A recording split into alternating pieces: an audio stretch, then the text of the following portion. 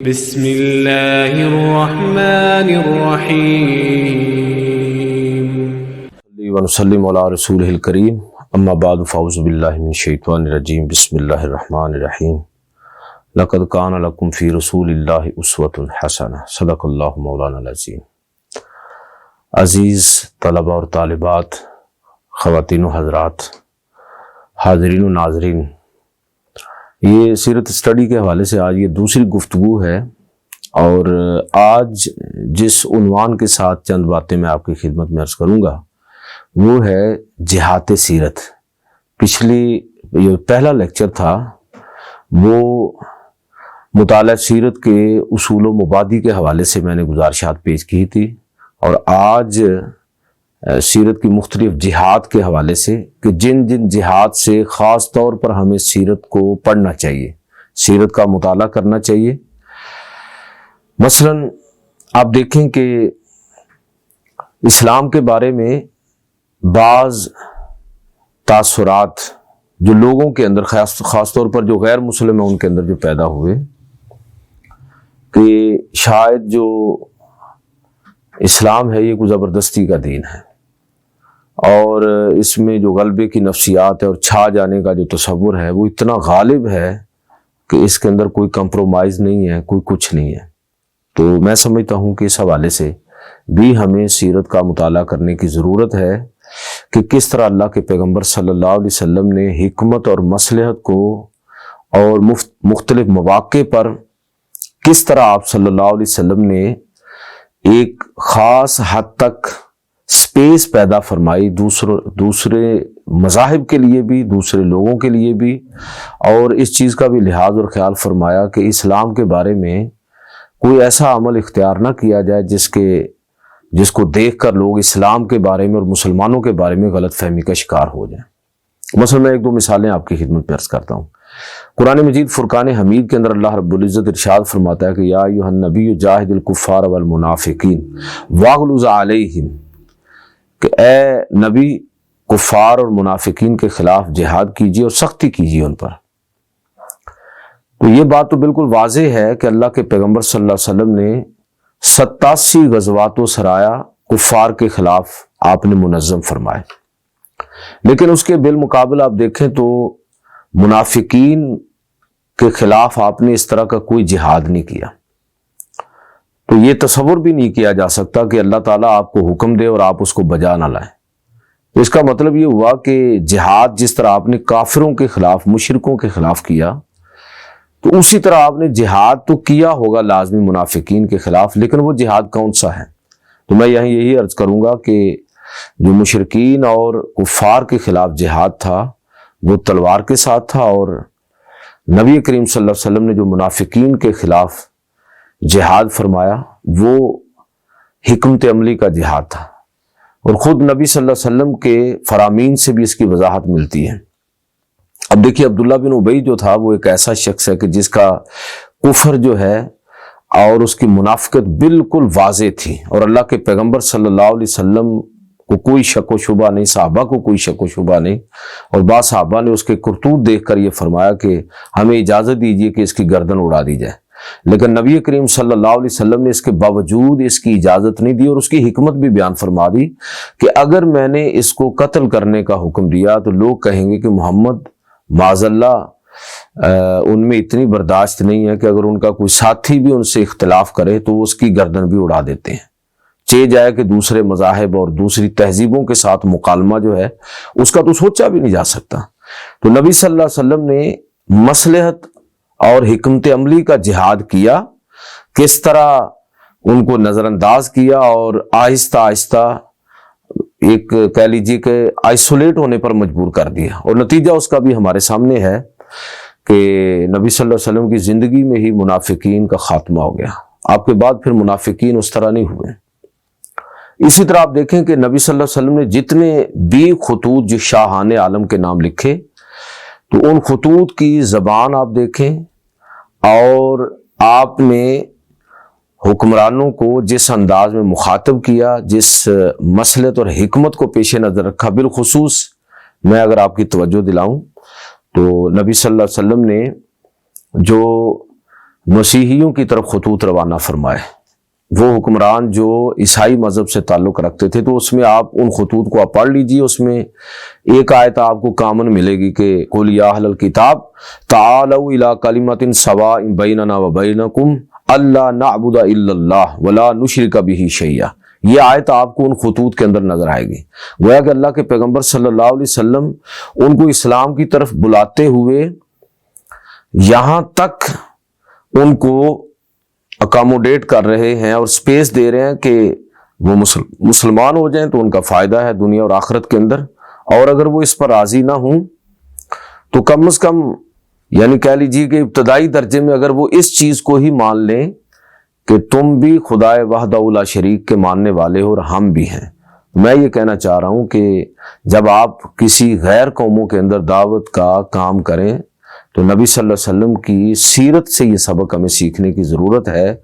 کہ گویا کہ آپ صلی اللہ علیہ وسلم مسیحی دنیا کے ساتھ جو مکالمہ ہے اس کے لیے آپ مشترکات کو بنیاد بنا رہے ہیں کہ وہ بھی توحید کو ماننے والے ہیں، آخرت کو ماننے والے ہیں، وحی اور رسالت کو ماننے والے ہیں، انبیاء کو ماننے والے ہیں. آپ جو چیزیں ماننے والے ہیں ان پر تو آ جائیں، باقی کے بارے میں بھی کوئی نہ کوئی ایسا موقع پیدا ہوگا. تو آج کے دور میں گویا کہ دین ابراہیم کو ہم ایک مشترک بنیاد کے طور پر، اور حضرت عیسیٰ علیہ السلام اور حضرت مریم علیہ السلام کے بارے میں جو قرآن مجید فرقان حمید کے اندر جو تعلیمات ہیں ان کو بنیاد بنا کے ہم مکالمہ کر سکتے ہیں. تو میرا کہنے کا مطلب یہ ہے کہ جو حکمت عملی اور مصلحت ہے یہ بہت ضروری ہے کہ ہم سیرت کو اس تناظر میں پڑھیں. اب یہ مثال بھی شاید مناسب ہو اس موقع پر کہ یہ سورۃ الکافرون ہے نا، قُلْ يَا أَيُّهَا الْكَافِرُونَ، تو آپ دیکھیں کہ اس کی آخری آیت کیا ہے، لَكُمْ دِينُكُمْ وَلِيَ دِينِ. لَكُمْ دِينُكُمْ وَلِيَ دِينِ، تمہارے لیے تمہارا دین ہے اور ہمارے لیے ہمارا دین ہے.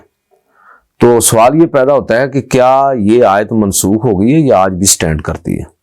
بھائی قرآن مجید فرقان حمید کی کوئی آیت بھی، یہ اگرچہ ایک الگ موضوع بن جائے گا، میں اس وقت اس موضوع پر گفتگو نہیں کر رہا، قرآن مجید فرقان حمید کی کوئی آیت منسوخ نہیں ہے. ہاں یہ ہو سکتا ہے کہ ایک وقت اور ایک خاص ماحول کے لیے ایک حکم جو ہے وہ ہو اور ایک دوسرے موقع کے لیے ایک دوسرا حکم، یا کہہ لیجیے کہ ایک دوسرے ماحول کے لیے دوسرا حکم جو ہے وہ زیادہ مناسب ہو. تو یہ اب یہ آیت تو موجود ہے قرآن مجید میں. اس کا مطلب یہ ہوا کہ ایک عالمگیر معاشرے کی بنیاد رکھنے کے لیے ہم اس آیت کو ایک اصول کے طور پر آج بھی مد نظر رکھ سکتے ہیں. اچھا آپ دیکھیے کہ برصغیر کے اندر صوفیاء نے یہ کام کیا. اگر اس کو آپ تھوڑا مبالغہ پر مبنی نہ سمجھیں تو صوفیاء نے یہاں کیا کیا برصغیر کے اندر، یہ ہندو کلچر ہے، ہندو روایت ہے، اور پورے ملک کے اندر جو بت پرستی اور شرک ہے وغیرہ وغیرہ. تو صوفیاء نے یہاں کیا کام کیا،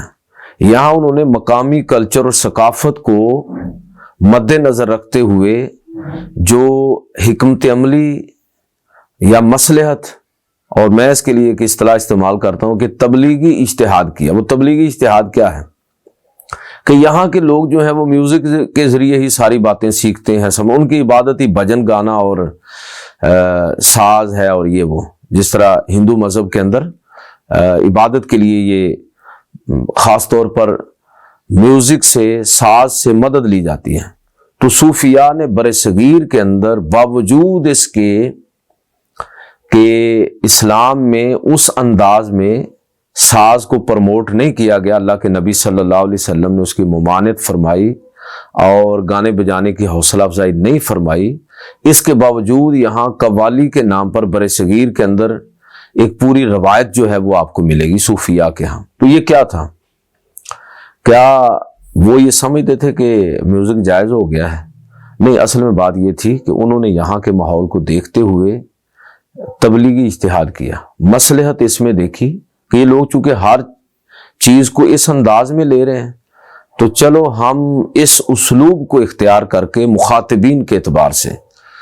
تو انہوں نے قوالی کے انداز میں توحید کا نغمہ برصغیر کے اندر الاپنا شروع کیا، اور وہی باتیں جو ہندو مذہب کے اندر ان کے بھجن کی صورت میں گائی جا رہی تھیں، یہاں قوالی کے انداز میں اسلام کی توحید، رسالت، آخرت اور دیگر اخلاقیات اس کو کلام کی صورت میں ایک تصوف کے نام پر لوگوں کے سامنے پیش کیا، اور اس کے اثرات بھی ہمیں نظر آتے ہیں۔ اس کی تفصیل میں اس لیے نہیں جاؤں گا کہ ہمارا یہ موضوع نہیں ہے، صرف آپ کو مثال دینے کا مطلب یہ ہے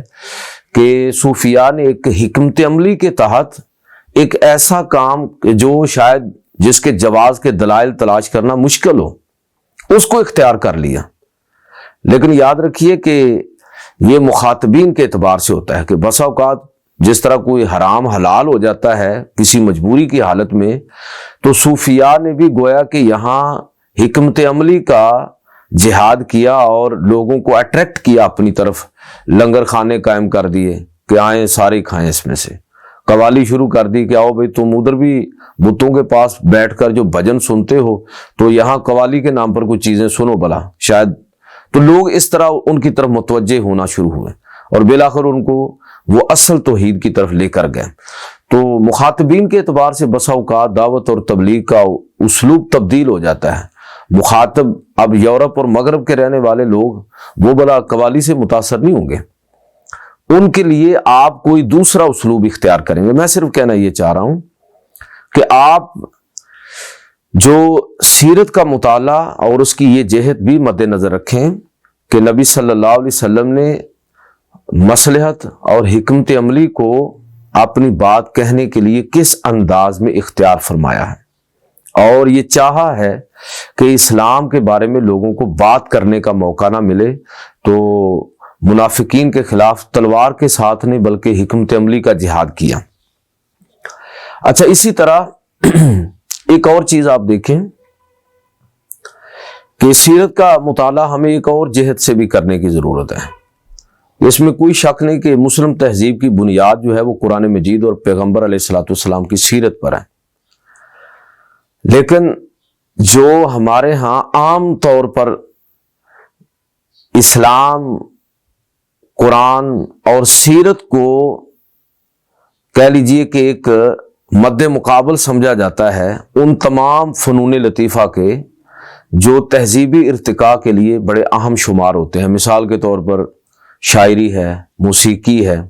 خطاطی ہے، فن تعمیر ہے، اور جدید اصطلاح میں اگر میں کہوں تو آپ آرٹ اینڈ ڈیزائننگ کی اصطلاحات استعمال کرتے ہیں۔ یہ ساری چیزیں جو ہیں ایسے لگتا ہے جیسے لوگ یہ سمجھتے ہیں کہ اسلام ان سب کا دشمن ہے، یا کہہ لیجیے کہ یہ تاثر بن گیا ہے، جبکہ حقیقت یہ ہے کہ تہذیبی ارتقاء کے لیے آپ دیکھیں نا شاعری کتنی اہم ہے۔ بہت سارے لوگ ایک شعر پر ہی ہو سکتا ہے کہ ان کا مائنڈ سیٹ ہی تبدیل ہو جائے۔ تو یہ لطیف جذبات کے اظہار کے لیے شاعری کتنی اہم ہے۔ اسی طرح باقی فنون لطیفہ کی بھی صورتحال یہی ہے۔ تو تہذیبی ارتقاء میں آپ ان چیزوں کو نظر انداز نہیں کر سکتے، اور میں صرف ایک مثال سے عرض کروں گا کہ یہ تاثر جو اسلام کے بارے میں کہ یہ بڑا کوئی خوش قسم کا دین ہے اور اس میں فنون لطیفہ کو کوئی تصور نہیں ہے، اس پہلو سے بھی ہمیں سیرت کو پڑھنا چاہیے کہ کس طرح سیرت جو ہے وہ لوگوں کو فنون لطیفہ کے حوالے سے لوگوں کے لیے گائیڈ لائن وہاں پر موجود ہے۔ یہ میں صرف ایک واقعہ عرض کروں گا چونکہ ہمارا موضوع صرف ان جہاد کی طرف اشارہ ہے، مطالعہ آپ انشاءاللہ خود کریں گے آپ لوگ۔ مثلا یہ مشہور واقعہ آپ نے سیرت کا سنا ہوگا کہ نبی کریم صلی اللہ علیہ وسلم کی بارگاہ میں سن 9 ہجری کے اندر مختلف وفود جو ہے وہ اسلام پر بیعت کرنے کے لیے، اس کو عامل وفود بھی کہا جاتا ہے سن 9 ہجری کو، تو ایک وفد جو ہے بنو تمیم کا آیا تھا، اور انہوں نے بڑا عجیب و غریب مطالبہ کیا نبی صلی اللہ علیہ وسلم سے، کہا جی ہم آپ پر ایمان لائیں گے لیکن اس سے پہلے آپ کا خطیب ہمارے خطیب کا مقابلہ کرے اور آپ کا شاعر ہمارے شاعر کا مقابلہ کرے، اور اگر وہ آپ کا شاعر اور خطیب ہمارے شاعر اور خطیب پر غالب آ گیا تو پھر ہم آپ پر ایمان بھی لے آئیں گے۔ اب دیکھیے کہ بظاہر یہ بڑا عجیب و غریب قسم کا مطالبہ ہے، لیکن نبی کریم صلی اللہ علیہ وسلم نے ان کے اس چیلنج کو قبول کیا۔ چنانچہ حضرت حسان بن ثابت نے بنو تمیم کے شاعر زبرقان بن بدر کا مقابلہ کیا، اور حضرت ثابت بن قیس رضی اللہ تعالیٰ عنہ نے عطارد ابن حاجب، یہ سارے بعد میں مسلمان ہی ہو گئے، تو ان کا مقابلہ کیا۔ میں صرف یہ کہنا چاہ رہا ہوں کہ آپ خود سوچئے کہ بالفرض اگر مسلمانوں کا خطیب اور مسلمانوں کا شاعر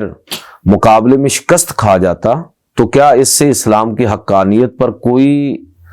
اعتراض ہو سکتا تھا؟ ایسا بالکل نہیں ہے، اسلام پھر بھی سچا تھا۔ لیکن اس کا مطلب یہ ہے کہ ان لوگوں نے یہ مطالبہ کیا تو کس لیے مطالبہ کیا؟ ایک لطیف سا نقطہ جو ذہن میں آتا ہے وہ یہ ہے کہ شاید ان لوگوں نے یہ مطالبہ اس پس منظر میں کیا کہ دیکھا جائے کہ مدینہ کے اندر اسلامی تہذیب جس کا آغاز ہوا چاہتا ہے اور جو ایک نئی تہذیب جنم لے رہی ہے، فنون لطیفہ کے حوالے سے یعنی تہذیبی ارتقاء کے حوالے سے اس مذہب کا، دین کا تصور کیا ہے۔ تو اللہ کے پیغمبر صلی اللہ علیہ وسلم نے گویا یہ تیاری کر رکھی ہے کہ اگر شاعری کے میدان میں بھی اور اس دور کے اندر جو بھی خطابت کے میدان میں بھی یا کوئی اور بھی میدان ہو جس میں بھی اگر کوئی دوسری تہذیب مسلمانوں کو چیلنج کرے گی تو مسلمان اس کی تیاری کر کے رکھیں گے۔ تو گویا میں جو آپ کی خدمت میں عرض کرنا چاہتا ہوں کہ وہ یہ ہے کہ مسلمانوں کو رسول خدا صلی اللہ علیہ وسلم کی سیرت کا اس تناظر میں مطالعہ کرنے کی ضرورت ہے تاکہ یہ تاثر ختم ہو کہ شاید اسلام جو ہے اس کی جو جمالیاتی حصہ ہے اسلام کے اندر وہ ہے ہی نہیں۔ تو ایسا بالکل بھی نہیں ہے۔ نبی کریم صلی اللہ علیہ وسلم اور آپ کے صحابہ وہ بھی جمالیاتی حص جو اسلام نے ان کے اندر پیدا کی تھی اس کا گہرا ذوق اور ادراک بھی تھا اور اس کا اظہار بھی انہوں نے اپنی زندگی کے اندر کیا۔ ایک تیسرا پہلو میں سمجھتا ہوں کہ سیرت کے مطالعہ میں ایک تیسری جہت جس کو آپ نے پیش نظر رکھنا ہے وہ نبی کریم صلی اللہ علیہ وسلم کی سیرت کا سماجی پہلو ہے، یعنی جسے آپ کہہ لیجئے کہ فزیکل پریزنٹیشن آف اسلام۔ یہ دین اور یہ سیرت ایسی نہیں ہے کہ اس کا آغاز مرنے کے بعد ہو، یعنی اس دین کا فائدہ جو ہے وہ مرنے کے بعد ہو، ایسا نہیں ہے۔ یہ ہماری اسی عملی زندگی کے ساتھ اس کا تعلق ہے۔ دنیا کے تمام مذاہب کا جو بنیادی ہدف ہے وہ اگر آپ دیکھیں تو وہ تزکیہ نفس ہے، لیکن تزکیہ نفس کس طرح ہے کہ عام طور پر مذاہب عالم نے یہ سمجھا کہ انسان کا تزکیہ اسی صورت میں ہو سکتا ہے کہ اس کے جسم کو زیادہ سے زیادہ سزا دی جائے۔ چنانچہ آپ دیکھ لیجئے کہ رہبانیت کا تصور عیسائی مذہب کے اندر پیدا ہوا، بدھ مت کے اندر، ہندو مذہب کے اندر اور دیگر مذاہب کے اندر جو دنیا سے قطع تعلقی کرتے ہوئے بیابانوں اور جنگلوں کے اندر جا کے آباد ہونا، وہاں اپنے رب کو پوجنا اور نروان کے حصول کے لیے تگ و دو کرنا، یہ تمام مذاہب کے اندر یہ چیز ہے۔ گویا کہ تمام مذاہب کا جو نقطہ نظر وہ یہ ہے کہ روحانی ارتقاء کے لیے جسم کو سزا کے اندر مبتلا کرنا اور تکلیف کے اندر مبتلا کرنا ضروری ہے۔ الٹے لٹک کر عبادت کیسے کرنی ہے، پانی کے اندر کھڑے ہو کر، ایک ٹانگ پر کھڑے ہو کر، وغیرہ وغیرہ۔ تو ہمیں نبی کریم صلی اللہ علیہ وسلم کی سیرت کو ہادیان عالم کے مقابلے میں اس پہلو سے زیادہ پڑھنے کی، سمجھنے کی اور لوگوں کے سامنے بیان کرنے کی ضرورت ہے کہ نبی کریم صلی اللہ علیہ وسلم آپ ایک ایسی شخصیت کے مالک ہیں کہ آپ کا گہرا تعلق جو ہے وہ سماج کے ساتھ ہے۔ آپ دیکھیں نبی کریم صلی اللہ علیہ وسلم جو غار حرا کے حوالے سے عام طور پر ہم واقعہ بیان کرتے ہیں، تو غار حرا میں آپ صلی اللہ علیہ وسلم کے جانے کی جو واقعہ ہے وہ کتنا عرصہ آپ غار حرا میں رہے۔ یہ اعلان نبوت سے جو میکسیمم روایات بھی آپ کو ملیں گی وہ 6 ماہ سے زیادہ نہیں ہے، ویسے یہ 1-2 ماہ ہی آپ صلی اللہ علیہ وسلم غار حرا میں گئے ہیں تسلسل کے ساتھ، اور پھر جب پہلی وحی نازل ہوگی تو اس کے بعد کوئی ایسی روایت نہیں ہے کہ پھر پوری زندگی آپ کبھی غار حرا میں گئے ہوں۔ یہ اس چیز کا واضح اعلان ہے کہ نبی کریم صلی اللہ علیہ وسلم جو دین لے کر آئے ہیں آپ کی اعلان نبوت سے پہلے کی زندگی اور بعد کی زندگی اس واضح اظہار ہے کہ اس کا بہت گہرا تعلق ہماری روزمرہ زندگی کے ساتھ ہے۔ یہ ذمہ داریوں کو چھوڑ کر فرار اختیار کرنا یہ اللہ کے قریب ہونے کا کوئی طریقہ نہیں ہے۔ نبی کریم صلی اللہ علیہ وسلم نے بھرپور خاندانی زندگی گزاری۔ اعلان نبوت سے پہلے ہی آپ کا نکاح ہوا اور 25 سال کی عمر میں، اور آپ کی تمام اولادیں سوائے ایک صاحبزادے حضرت ابراہیم کے جو ماریہ مصریہ کے بدن سے پیدا ہوئے، باقی ساری کے سارے اولاد اعلان نبوت سے پہلے پیدا ہوئے۔ خاندانی زندگی گزاری ہے، بچیوں کی ذمہ داریاں، ان کو پالنا پوسنا اور ان کی ضروریات کو پورا کرنا۔ تو اس سے یہ پتہ چلتا ہے کہ نبی کریم صلی اللہ علیہ وسلم کی جو سماجی زندگی ہے، جس کی بنیاد پر لوگ آپ کو صادق کہہ رہے ہیں۔ ایک آدمی دوسرے کے ساتھ کوئی اس کا لین دین اور تعلق ہی نہیں ہے تو وہ صادق کیسے ہو سکتا ہے، امین کیسے ہو سکتا ہے؟ تو یہ صادق اور امین کہنا مشرکین مکہ کا آپ کو یہ اس چیز کی دلیل ہے کہ آپ ایک بھرپور زندگی ان کے درمیان رہتے ہوئے آپ نے گزاری ہے۔ اور جب آپ پہلی وحی کے نزول کے بعد واپس تشریف لائے تو حدیثوں میں وہ الفاظ اور سیرت کی کتابوں میں موجود ہیں کہ آپ جب پریشان ہوئے اس ذمہ داری کی وجہ سے جو آپ پر ڈالی گئی ہے، تو حضرت خدیجہ نے یہ کہتے ہوئے آپ کو حوصلہ دیا تھا کہ کاللہ واللہ ما یحزنک اللہ ابدا، قسم بخدا اللہ آپ کو کبھی جو پریشان نہیں کرے گا، کبھی آپ کو غمزدہ نہیں کرے گا۔ انک لتصل الرحم وتحمل الکلہ وتکسب المعدوم وتقری الضیف وتعین علی نوائب الحق، اس لیے کہ آپ تو وہ ہیں کہ جو صلہ رحمی کرتے ہیں، رشتہ داروں کے حقوق کو ادا کرتے ہیں، ناتوان اور کمزوروں کا بوجھ اٹھانے والے ہیں، مفلس اور نادار ان کو اپنی کمائی میں سے حصہ دیتے ہیں اور مہمان نوازی کرتے ہیں، اور حق کی وجہ سے اگر کوئی مصیبت آ جائے تو آپ اس کو بھی برداشت کرتے ہیں اور دوسروں کی مدد اور دستگیری فرماتے ہیں۔ تو اب یہ ساری چیزیں جو سیدہ خدیجۃ الکبریٰ رضی اللہ تعالیٰ عنہ آپ کی سیرت کے حوالے سے بیان فرما رہی ہیں، تو آپ خود سوچئے کہ ان کا تعلق عملی زندگی کے ساتھ ہے کہ نہیں۔ میں یہ چاہوں گا کہ آپ بہت اچھی طرح سیرت کا اس پہلو سے بھی مطالعہ کریں، اور یہ بڑی اہم جہت ہے کہ نبی صلی اللہ علیہ وسلم کی سیرت یہ اصل میں چلتا پھرتا قرآن آپ اسی تناظر میں ہیں۔ ہماری عملی زندگی کے بارے میں ہدایات آپ کی سیرت سے ملتی ہیں۔ صحابہ اکرام کا یہی طریقہ تھا، بلکہ ان کا تو فہم دین بھی یہی تھا۔ ایک حضرت عمر کے بارے میں آتا ہے کہ ایک شخص حضرت عمر رضی اللہ تعالیٰ عنہ کے پاس آیا اور کسی دوسرے آدمی کی بڑی تعریفیں کرنے لگا، تو حضرت عمر رضی اللہ تعالیٰ عنہ نے اس سے کہا کہ اچھا تم نے کبھی جس شخص کے بارے میں بڑی اچھی رائے دے رہے ہو کبھی اس کے ساتھ سفر کیا؟ تو اس نے کہا نہیں۔ فرمایا کہ کبھی اس کے ساتھ کوئی لین دین کیا ہے؟ کہا نہیں۔ تمہارے پڑوس میں رہتا ہے؟ نہیں۔ تو آپ نے فرمایا کہ پھر تم اس کو نہیں جانتے، شاید تم نے اس کو مسجد میں رکوع اور سجدے میں دیکھا ہوگا۔ تو وہ کہنے لگا کہ ہاں۔ تو یہ واقعہ جو ہے اس سے ہمیں پتہ چلتا ہے کہ صحابہ کرام اصل میں لوگوں کے سماجی رویوں سے ان کے نیک اچھا اور برا ہونے کا جو معیار تھا ان کی نظر میں، وہ لوگوں کا سماجی رویہ تھا۔ یہ نہیں ہے کہ کسی آدمی نے کوئی نمازیں زیادہ پڑھتا ہے تو وہ بڑا نیک ہے، جس نے بڑے زیادہ حج اور عمرے کیے ہیں تو وہ بہت نیک ہے۔ یہ کوئی معیار نہیں ہے نیک۔ ہاں یہ کسی کے نیک ہونے کی علامات میں سے یہ بھی ہے کہ اس کی ظاہری وضاحت اس کے مطابق ہو، مرد ہے عورت ہے، لیکن یاد رکھیے کہ یہ ظاہری وضاحت اور نمازیں، روزہ، زکوٰۃ، حج، ان سب سے بڑھ کر جو انسان کے نیک ہونے کی علامتیں ہیں جو صحابہ نے سمجھی، وہ یہی ہے کہ کسی آدمی کا لوگوں کے ساتھ لین دین اور تعلقات کیسے ہیں۔ اگر کسی آدمی کا سماجی رویہ درست نہیں ہے تو جتنی چاہے نمازیں پڑھتا رہے، وہ آدمی نیک لوگوں میں شمار نہیں ہوگا۔ یہ میں نہیں کہہ رہا، حضرت عمر رضی اللہ تعالیٰ عنہ کی اسلام کے حوالے سے یہی انڈرسٹینڈنگ ہے کہ آپ اس کو کہہ رہے ہیں کہ پھر بھائی تم اس کو نہیں جانتے، تم نے اس کو نماز میں رکوع سجدے میں دیکھا ہوگا۔ اور آپ دیکھیں کہ یہ تزکیہ نفس کا یہ اسلوب اور یہ مائنڈ سیٹ صرف صحابہ تک نہیں، اس کے بعد بھی بہت بڑا نام ہے حضرت امام محمد بن حسن الشیبانی۔ تو ان سے بعض لوگوں نے کہا کہ آپ نے کوئی زہد پر کوئی کتاب نہیں لکھی، یعنی زہد کا مطلب آپ سمجھتے ہیں نا کہ تزکیہ نفس کے حوالے سے جو صوفیاء نے مختلف کتابیں لکھی یا کئی دیگر اہل علم نے، تو انہوں نے بڑا سیدھا کہا میں نے کتاب البیوع لکھ دی ہے، جو شخص حلال و حرام کا خیال رکھتے ہوئے اپنی زندگی کو منظم کرے گا تو وہ گویا کہ اس منزل کو پا لے گا جس کو زہد کہتے ہیں، جس کو تقوی اور طہارت کہتے ہیں، اور جس کو تزکیہ نفس کہتے ہیں۔ تو سماجی زندگی اور سماجی رویہ، نبی کریم صلی اللہ علیہ وسلم کی زندگی کے اس پہلو کو، سیرت کا یہ پہلو جو ہے،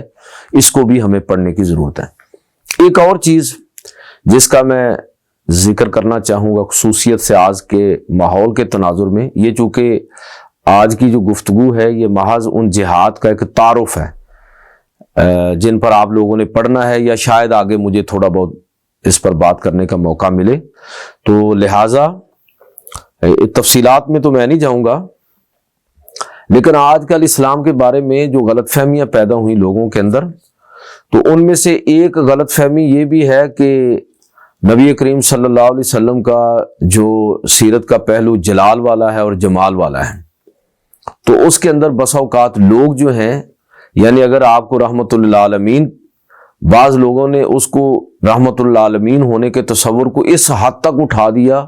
کہ گویا کہ ایسے لگتا ہے کہ تلوار اٹھانا ہی کوئی ظلم ہے، جہاد کرنا ہی ظلم ہے، اس لیے کہ آپ تو رحمت ہے سب کے لیے، کافروں کے لیے، مسلمانوں کے لیے، جانوروں کے لیے، غلاموں کے لیے، عورتوں کے لیے۔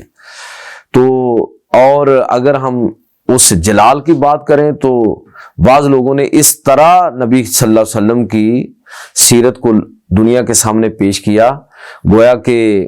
آپ آئے ہیں اور تلوار اٹھائی ہے، جس طرح مستشرقین کہتے ہیں، اور بس گردنیں کاٹتے چلے گئے، اور جس نے آپ کی بات کو نہیں مانا پھر اس کا سر سلامت نہیں رہا۔ یہ دونوں چیزیں مبالغہ پر مبنی ہیں۔ تو نبی کریم صلی اللہ علیہ وسلم کی سیرت کے اس پہلو کو بھی ہمیں، یعنی جو جلال کا پہلو ہے اور جمال کا پہلو ہے، اس کو توازن کے ساتھ پڑھنے کی ضرورت ہے، مطالعہ کرنے کی ضرورت ہے۔ یہ ایسی جہت ہے کہ جس کے اندر اگر تھوڑا سا عدم توازن پیدا ہوا تو لوگوں کی سیرت کے حوالے سے، نبی صلی اللہ علیہ وسلم کی سیرت طیبہ کے حوالے سے لوگ یقینی طور پر غلط فہمی کا شکار ہو جائیں گے، جس طرح کہ آج کل ہے کہ تصور جہاد کو لوگوں نے اس طرح سمجھا ہے کہ جیسے کہ بعض لوگ تو کہہ بھی دیتے ہیں کہ نبی صلی اللہ علیہ وسلم تو جنگوں والے نبی تھے۔ بھائی آپ صلی اللہ علیہ وسلم نے 87 غزوات و سرایا ضرور کیے ہیں، لیکن قتل و غارت یہ آپ کی ترجیحات میں نہیں تھی، جنگ ترجیحات میں نہیں ہے۔ نبی صلی اللہ علیہ وسلم کی ترجیحات میں امن ہے۔ صلح حدیبیہ کو پڑھ کے دیکھیں، موقع ملا تو اس پر الگ سے بات کریں گے۔ تو جنگ آپ کی ترجیحات میں نہیں ہے، جنگ آپ صلی اللہ علیہ وسلم نے جنگ برائے امن کا تصور دیا، جہاد برائے امن کا تصور دیا، اور یہ تصور دیا کہ دشمن کے مقابلے میں اپنے آپ کو مستعد اور تیار رکھنا یہ اپنی بقا کے لیے، اپنے مذہب اور دین کی بقا کے لیے ضروری ہے، ورنہ یہ نہیں ہے کہ مسلمان جس طرف رخ کریں اور زبردستی لوگوں پر چڑھ دوڑیں اور ان کو قتل کریں، بلکہ قرآن یہ کہتا ہے وَأَعِدُّوا لَهُمْ مَا اسْتَطَعْتُم مِّن قُوَّةٍ وَمِن رِّبَاطِ الْخَيْلِ، کہ دشمن کے مقابلے میں اپنے گھوڑے جو ہیں یہ تیار رکھنے ہیں اور تاکہ اپنا دفاع آپ کر سکیں۔ آپ دیکھ لیجئے کہ ابھی رشیا نے یوکرائن پر جو حملہ کیا ہے، تو کیا اس سے بڑی اور کوئی دلیل ہو سکتی ہے کہ اگر یوکرائن نے اپنے وہ سارے ایٹمی ہتھیار یورپ کے جانسے میں آ کر تلف نہ کیے ہوتے اور واپس نہ کیے ہوتے، اور آج ان کے پاس ان کے برابر کی طاقت ہوتی، تو آپ تصور کر سکتے ہیں کہ وہ حملہ کرتے۔ تو یہ اسلام نے، یہ بڑی احمقانہ بات ہے جی، جنگ نہیں ہونی چاہیے، جنگ ہوگی بھئی ہر حال میں ہوگی، لیکن اسلام نے ایک ناگزیر جو چیز ہے جنگ، اس میں جو اصول اور ضابطے دیے ان کو آپ پڑھیں کہ انٹرنیشنل ہیومینٹیرین لا آج لوگ پیش کر رہے ہیں، نبی کریم صلی اللہ علیہ وسلم نے جنگ کے اصول کس طرح دیے کہ عورتوں کو قتل نہیں کرنا، بوڑھوں کو قتل نہیں کرنا، بچوں کو قتل نہیں کرنا، عمارتوں کو تباہ نہیں کرنا، عبادت گاہوں کو تباہ نہیں کرنا، پھلدار جو درخت ہیں ان کو نہیں کاٹنا، فصلیں نہیں جاڑنی۔ یہ اس طرح کی اخلاقیات جو ہیں وہ اللہ کے پیغمبر صلی اللہ علیہ وسلم کا خاصہ ہے۔ تو کہنے کا مطلب یہ ہے کہ ہمیں انٹرنیشنل ہیومینٹیرین لا ہو یا universal declaration of human rights, ان سب کو اس تناظر میں پڑھنے کی ضرورت ہے۔ اچھا، اب آپ دیکھیے کہ یہ بات نہیں ہے کہ نبی کریم صلی اللہ علیہ وسلم دنیا کے ساتھ کسی طرح کا کوئی کمپرومائز ہی کرنے کے لیے تیار نہیں ہے۔ اب دیکھیے کہ اللہ کے پیغمبر صلی اللہ علیہ وسلم کس طرح بین الاقوامی قوانین، اصول اور ضابطوں کا لحاظ کرتے ہیں کہ یہ واقعہ آپ نے سنا ہوگا کہ جب مسیلمہ کذاب جس نے نبوت کا جھوٹا دعویٰ کیا تھا، اس کے سفیر حضور صلی اللہ علیہ وسلم کی بارگاہ میں آئے تو آپ صلی اللہ علیہ وسلم نے ان سے پوچھا کہ خط لے کر آئے تھے کہ مجھے نبی مان دو۔ انہوں نے کہا جی ہاں بالکل آپ اللہ کے رسول ہیں۔ تو مسیلمہ کو بھی نبی مان دو؟ انہوں نے کہا ہاں۔ تو آپ دیکھیے کہ نبی کریم صلی اللہ علیہ وسلم کے بعد کسی کو نبی ماننا اور آپ کو آخری نبی نہ ماننا یہ کفر ہے، ایسا شخص مرتد ہے اور واجب القتل ہے۔ لیکن اس موقع پر اللہ کے رسول صلی اللہ علیہ وسلم نے یہ فرمایا کہ اگر سفیروں کو قتل کرنا درست ہوتا اور عالمی قانون یہ نہ ہوتا کہ سفیروں کو نہیں قتل کیا جاتا، یہ مسند احمد کی روایت ہے، تو میں تمہارے قتل کا حکم دے دیتا۔ اس کا مطلب یہ ہے کہ نبی صلی اللہ علیہ وسلم اس وقت بھی بین الاقوامی جو قانون ہے، باوجود اس کے کہ مرتد کی سزا قتل ہے، لیکن آپ نے وہ قانون ان پر نافذ نہیں کیا۔ تو یہ آپ کہہ لیجئے کہ بین الاقوامی قانون ہو یا اس کے تصور جہاد ہو یا اس طرح کی دوسری چیزیں،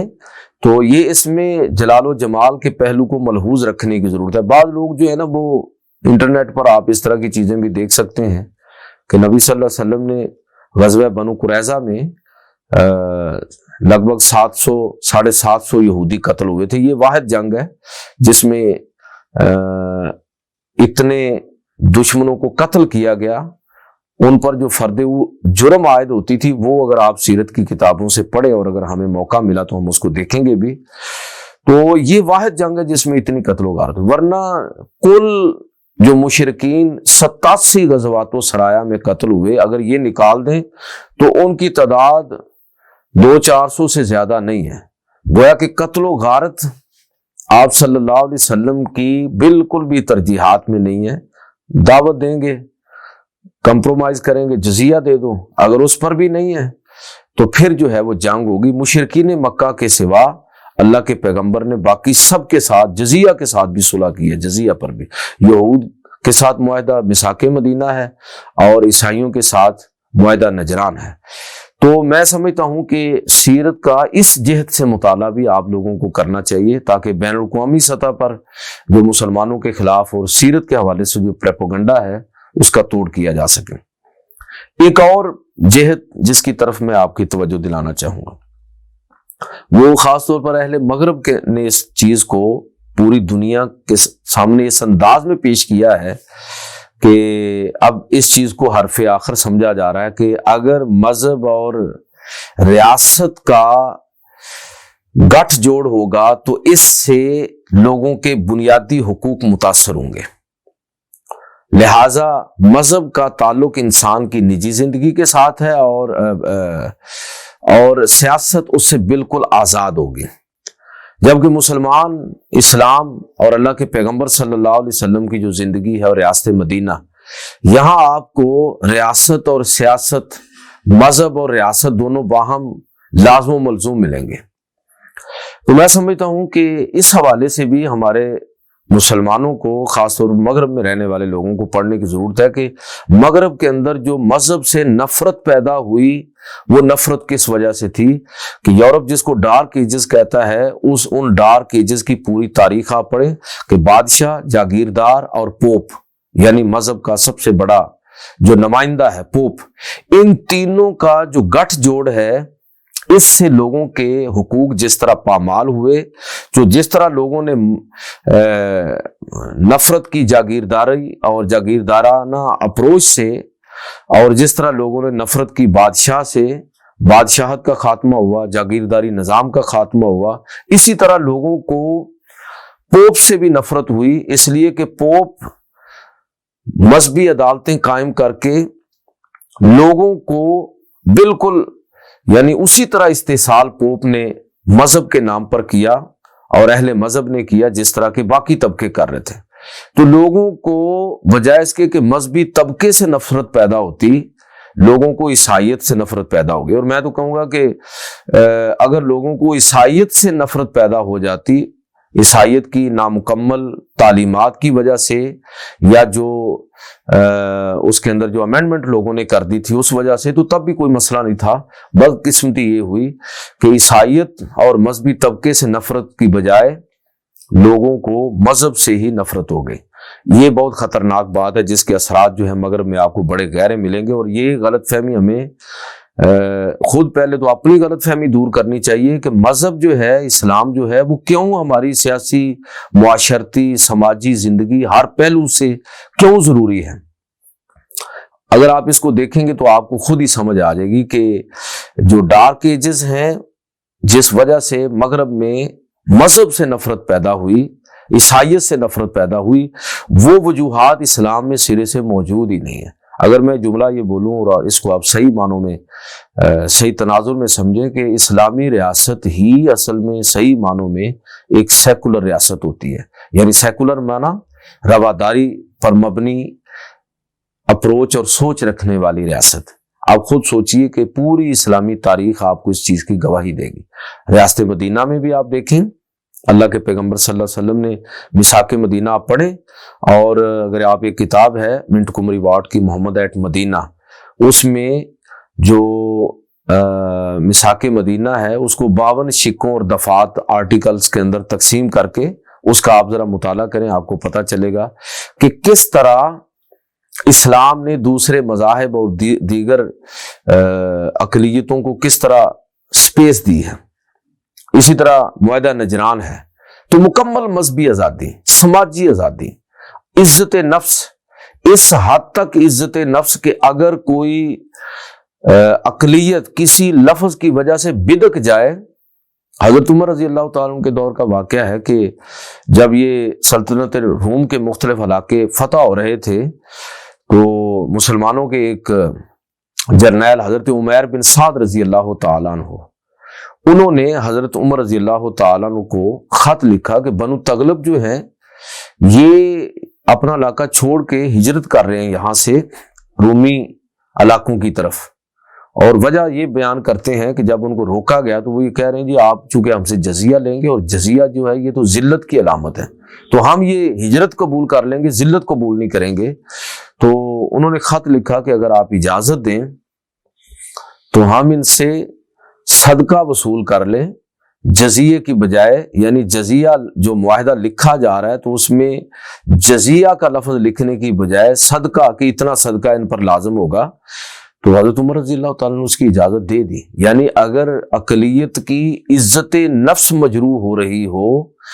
تو مسلمانوں کے لیے یہ درست اور جائز ہوگا کہ وہ ان کی عزت نفس کا بھی لحاظ اور خیال کریں. میں جو آپ کی خدمت میں بات عرض کرنا چاہتا ہوں، یہ غلط فہمی دور کرنے کی ضرورت ہے کہ اسلام کو بڑا خطرناک دین ہے، اور اگر اس نے پولیٹیکلی غلبہ حاصل کر لیا تو بس تمام عورتوں کو لونڈیاں بنا لیا جائے گا، تمام غیر مذاہب کے لوگوں کو قتل کر دیا جائے گا، اور لوگوں کی زندگی اجیرن بنا کے رکھ دی جائے گی. تو یہ سارے تصورات جو ہیں ان کو ری وزٹ کرنے کی ضرورت ہے. اہل مغرب کو ہمیں یہ بتانا ہوگا کہ اسلام میں ایسا بالکل نہیں ہے، اور نبی کریم صلی اللہ علیہ وسلم کی جو سیرت ہے وہ واضح طور پر اس بات کا اظہار ہے کہ اسلام جو ہے وہ اپنے اندر اتنی وسعت رکھتا ہے، اور پولیٹیکل اسلام اپنے اندر اتنی سپیس رکھتا ہے کہ پوری تاریخ اس کی گواہ ہے. میں تو ہندوستان کی سمجھتا ہوں کہ بہت بڑی مثال ہے کہ یہاں پر جو اکثریت ہے وہ اس قابل نہیں ہے کہ پورے ہندوستان کو متحد رکھ سکے، لیکن 20% لوگ ہندوستان کے اندر، 20% لوگوں نے پورے ہندوستان پر حکومت بھی کی، 80% نے ان کی حکومت کو تسلیم بھی کیا. کس وجہ سے کیا؟ اس لیے کہ خود ہندوؤں کے اندر اتنی رواداری باہم ایک دوسرے کے حوالے سے نہیں ہے جتنی رواداری کا مظاہرہ جو ہے یہاں پر مسلمانوں نے کیا ہے. ظاہر ہے کہ اکثریت کیسے اقلیت کی حکومت کو قبول کر سکتی ہے، تو یہ خود بذات خود اس چیز کی بہت بڑی دلیل ہے. تو میں سمجھتا ہوں کہ اسلام یا سیرت کہہ لیجیے، سیرت نبوی صلی اللہ علیہ وسلم کا جو کی جہت اس پہلو سے آپ کی سیرت کا مطالعہ کرنے کی ضرورت ہے، تاکہ عصر حاضر کے حوالے سے جو پولیٹیکل اسلام کے حوالے سے بہت سارے سوالات پیدا ہوئے ہیں یا کر دیے گئے ہیں، تاکہ ان کا ازالہ ہو سکے۔ آخری بات جو میں کہنا چاہ رہا ہوں وہ یہ ہے کہ سیرت کا ایک اور پہلو ہے جس کو ہمیں پڑھنے کی ضرورت ہے۔ ان میں سے ایک، یعنی اسے آپ اگر سمجھ لیجئے تو یہ سیرت کے مشکل مقامات ہیں جو اس امت کے اندر ہمیشہ باعث نظار ہیں۔ آپ ان کی پوری فہرست بنا لیں اور اپنی تحقیق کریں۔ مجھے امید ہے کہ جب سیرت کا تفصیلی مطالعہ آپ کر لیں گے تو آپ کو کسی سے پوچھنے کی ضرورت ہی نہیں رہے گی، آپ ایک نتیجے پر پہنچ جائیں گے۔ مثلا آپ دیکھیں شیعہ اور سنی جو لڑائی ہے، یہ ساری کی ساری لڑائی کسی بنیادی عقیدے پر نہیں ہے، بلکہ بعض واقعات اور روایات سیرت پر مبنی ہے۔ مثلا یہ آپ دیکھیے کہ یہ غدیر خم کا جو واقعہ ہے، جب اللہ کے پیغمبر صلی اللہ علیہ وسلم واپس تشریف لا رہے تھے خطبۃ الوداع، حجۃ الوداع کے بعد، تو جو یہ واقعہ پیش آیا، آپ صلی اللہ علیہ وسلم نے حضرت علی کے حوالے سے جو لوگوں نے ایک پریپوگنڈا کیا ہوا تھا، تو آپ نے حضرت علی کی شان میں گفتگو فرمائی۔ تو یہ جو پورا واقعہ ہے آپ اس کو پڑھیں تو جس بنیاد پر ہمارے شیعہ اور سنی بھائی جو ہیں آپس میں الجھتے ہیں کہ یہ گویا کہ حضرت علی کی خلافت کا کوئی اعلان تھا کہ من کنت مولا فعلی مولا، تو یہ پورا واقعہ پڑھیں۔ یہ واقعہ جو ہے یہ اہل سنت اور اہل تشیع کے درمیان باقاعدہ ایک مارکۃ الاراء موضوع ہے، اور میں سمجھتا ہوں کہ اس کو اگر آپ بہت اچھی طرح پڑھیں تو نتائج تک آپ پہنچ جائیں گے۔ اسی طرح باغ فدق ہے کہ یہ حضور کی وراثت جو ہے اس حوالے سے کہ جی سیدہ کو نہیں دی تو یہ بڑا ظلم ہوا ہے، تو یہ اس حوالے سے اس کو بھی اسی طرح حدیث کرتاس نبی صلی اللہ علیہ وسلم نے آخری لمحات میں قلم اور دوات طلب کیا تھا، اور اس حوالے سے جو بعض اشکالات شیعہ سنی تناظر میں پیدا ہوئے، تو اگر آپ اس نوعیت کے عنوانات کی فہرست بنائیں تو یہ چند عنوانات ہیں جن کو میرے خیال میں حل کرنے کی ضرورت ہے، اور آپ تمام طلبہ اور طالبات سے میں گزارش کروں گا کہ وہ ضرور ان موضوعات کو اچھے طریقے سے پڑھیں یا کبھی اس کو ڈسکشن کا موضوع بنا لیں۔ اچھا، اسی طرح ایک اور جو سیرت کے جو مشکل پہلو ہیں ان میں سے ایک دائرہ وہ ہے جس کا تعلق مستشرقین کے ساتھ ہے، اور میں نے آپ سے وعدہ کیا کہ اس کورس میں انشاءاللہ اس پر تھوڑی بہت ہم بات کریں گے۔ مثال کے طور پر قصہ غرانیق ہے، تعدد ازدواج، ابنۃ الجون کے ساتھ نبی صلی اللہ علیہ وسلم کی جو شادی ہے، نبی صلی اللہ علیہ وسلم کے 11 نکاح، مستشرقین اس کو بڑا اٹھاتے ہیں۔ تعدد ازدواج کا جو معاملہ ہے، حضرت زینب بنت جحش سے حضور نے نکاح کیا پھر طلاق دے دی، حضرت سیدہ عائشہ صدیقہ رضی اللہ تعالی عنہا سے نبی صلی اللہ علیہ وسلم کی بالکل ان کا عمر کا کم ہونا، حضور کا بہت ان کے مقابلے میں عمر کا زیادہ ہونا، تو کم سنی کی جو شادی ہے اس حوالے سے جو سوالات اٹھائے ہیں مستشرقین نے، اور یہ جو سلمان رشدی کا پورا ناول ہے اسٹینک ورسز، یہ سارے کا سارا تعدد ازدواج اور سیدہ عائشہ اور حضرت زینب بنت جحش رضی اللہ تعالی عنہما انہی کی سیرت کے حوالے سے بعض سوالات کھڑے کر کے اس بدبخت نے وہ پوری کتاب لکھی ہے۔ تو اس نوعیت کے تمام جو موضوعات ہیں ان کو بھی ہمیں پڑھنے کی ضرورت ہے۔ میں نے جستا جستا تھوڑی سی گفتگو کی ہے، مجھے امید ہے کہ آپ خود بھی ان جہات سے سیرت کا مطالعہ کریں گے جن کی میں نے نشاندہی کی، اور بھی بہت ساری جہتیں ہیں، آنے والے کسی لیکچر میں اس پر بھی مزید انشاءاللہ بات کریں گے۔ تو انشاءاللہ آج کے لیے اتنے کافی ہے، بہت شکریہ۔